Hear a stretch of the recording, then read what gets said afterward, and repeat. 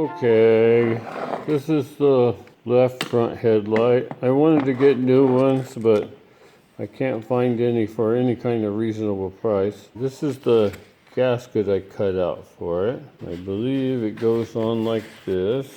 Push it on that hole. I think this is the correct kind of screw that goes in there.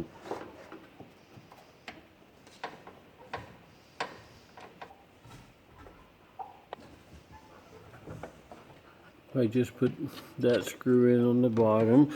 Over here on the right, that screw. And then one up here on the top. On this adjusting screw right here, it has a little plastic thing on it. That needs a screw. So 4 screws on each side, I guess. They all want to see what I'm doing over here. Okay, I tightened up that screw and that plastic fitting right there. This screw here, that screw right back there, and that screw right down there. Feels okay. Alright, let's do the other side. The gasket goes on the back like this. There we go. I told you wrong on the gasket. I got it upside down. Alright, let's try it again. Lined up.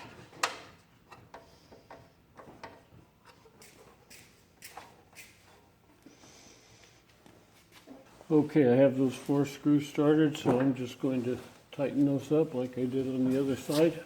That side is in, nice and snug.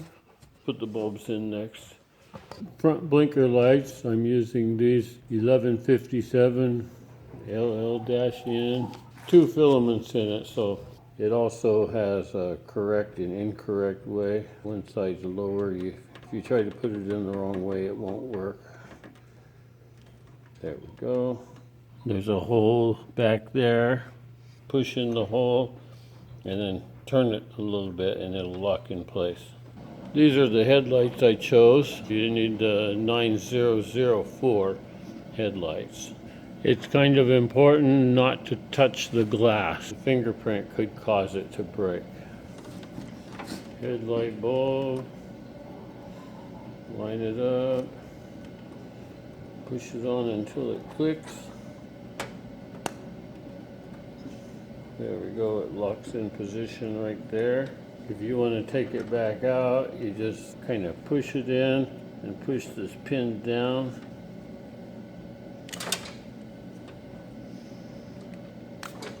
There we go. So if you want them to stay in, you need this locking ring on there. Put the locking ring on first, the correct orientation, and then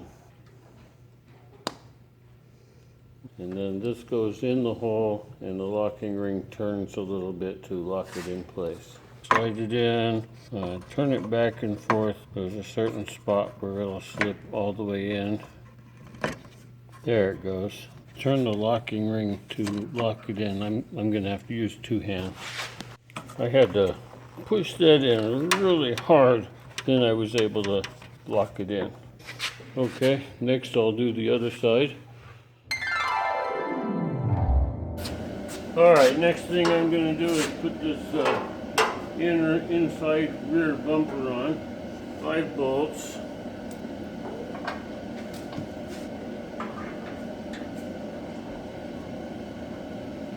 Bolt there, there, and there. Down below there's one right there. And then on the other side, one that goes there. But these have nuts welded on the inside, and the nut broke off on that one. So, okay, so I got a nut in my wrench there, and there's just enough gap on this side. I can slide it into that gap and hold it, and I think I can screw the bolt in there over the hole. before I try to tighten that one up, I'm going to go ahead and snug up these top ones here. That's pretty tight. I'll do the same on those two over there. Okay, I tightened up the other 4 bolts, all 5 except for this one. If I can get this one. Alright, that should be tight. Alright, I have some wires that I haven't hooked up yet. These ones go to the fuel pump and the fuel gauge. And then this one, I was trying to figure out what it was. Goes to the rear differential, to the anti-lock brake system. Discovered a couple of tie-down spots I didn't get. So I have these. They pop in the hole, and then it zip ties around to hold the wire in place. I'll try to show you. Okay, this is that wire, and there's a little hole there. It had an old zip tie thing in it that I cut out. I'm just going to take this and pop it in, and then yep, it does go that way. Okay. I don't know if you can see it right up there. There's another hole there. I'll do the same thing over there. Now, following this wire out to the back, on the bottom there's a big square hole, and this has a big square rubber stopper. So this needs to poke up behind the tail light. That's where it connects somewhere. I'll try to poke that up there. I think it's in the right spot. Plug this rubber stopper back in.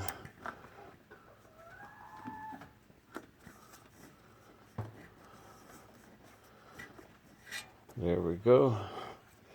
And then also, this rubber hose comes from the differential, the vent for the rear differential. Goes right up in here. And it also goes up behind the light. Then I need to go up and take that tail light back off. There's that wire. And here's the one that plugs into it.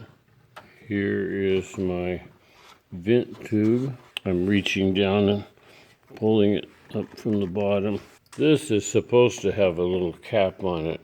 I'm just going to stick it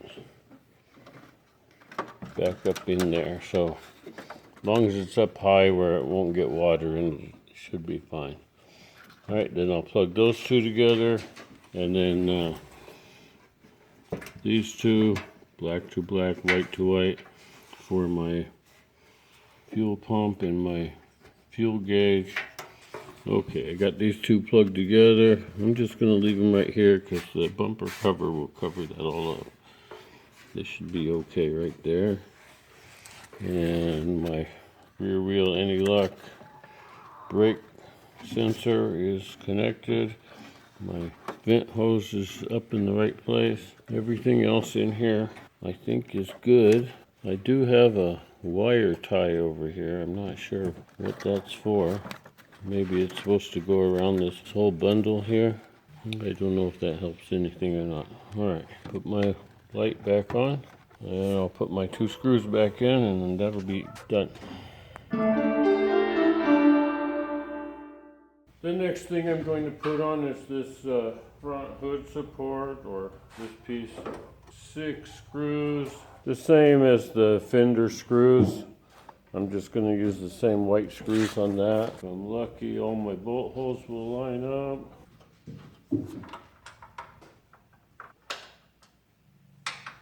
I'll just tighten those 6 bolts down. And I don't have a grill, so I have that on. I can do my measuring and try to make myself a grill.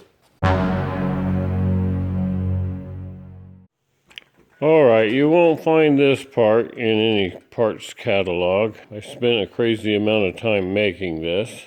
I have this whole like rusted out section and I couldn't. I tried welding on there, and I just made it worse. So I just quit trying to weld it. And there's supposed to be a flap behind the rear wheel in here, and it was completely rusted away. So I made this part to cover that up, and a flap, and an attachment for the rear bumper cover, all in one piece. Hopefully this will fit right in there. All right, I'm gonna need two hands. Get the tripod out here.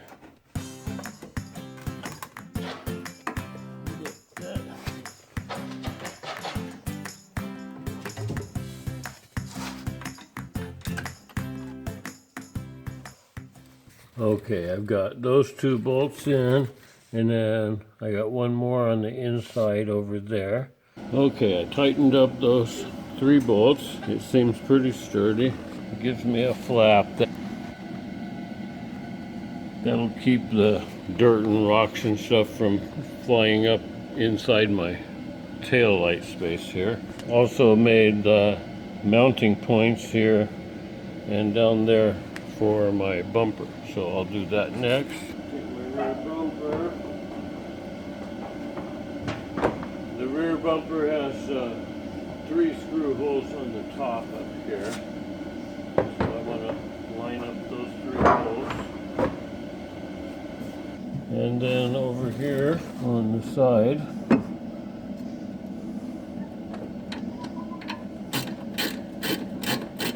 that locks my bumper in place. And then I have a couple of bolts that need to go down here to hold the bottom from flopping around. Okay, I got those 2 in. Got one more on the bottom down here. Okay, that should be in nice and snug. I'm happy with that. Let's try the other side. Okay, over on the other side, I've got this piece. This is the correct one. I cleaned the rust off and painted it. This piece goes in like this. I have 3 bolts. 1 bolt hole over there. There's actually 2. The one I need is the upper one, I believe. And then there's 1 there on that little bracket up there.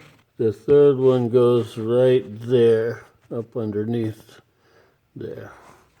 So this is to protect the fuel filler hose there. I'll put this one in. Put that top one in up here.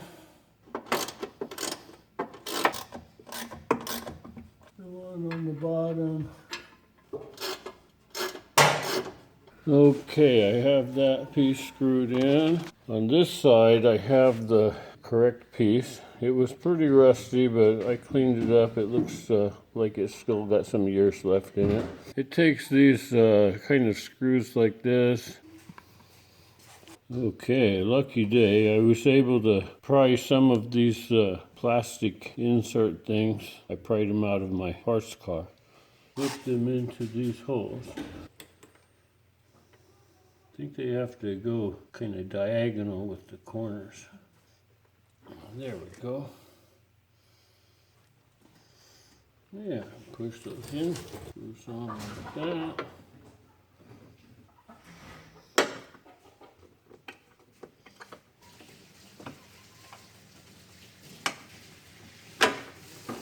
Just those 3. I will go ahead and tighten those up. Okay, these screws are all tightened up. Now, put my bumper cover on. This has to go over the top of that bracket. There we go. Okay. There's got 4 of these regular little bolts. One goes up here. There we go. And the last one goes up through the bottom here. I'll just tighten up those 4 bolts. All right, I got these 4 bolts tightened up. I'll just go do the other side now.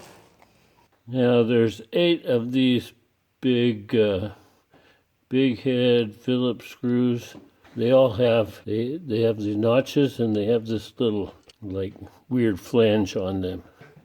One there, one over there. 3 go in these holes right here. And then there's 3 more underneath. You need the big Phillips head.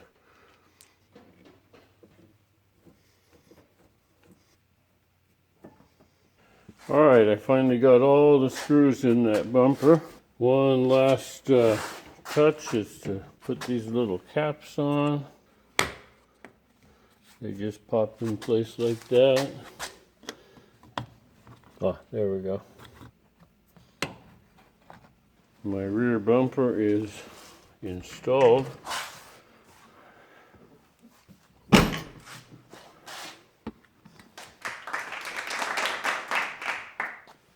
I had to tap out some of those holes. They had paint or something in them, maybe corrosion. All right, on to the next thing.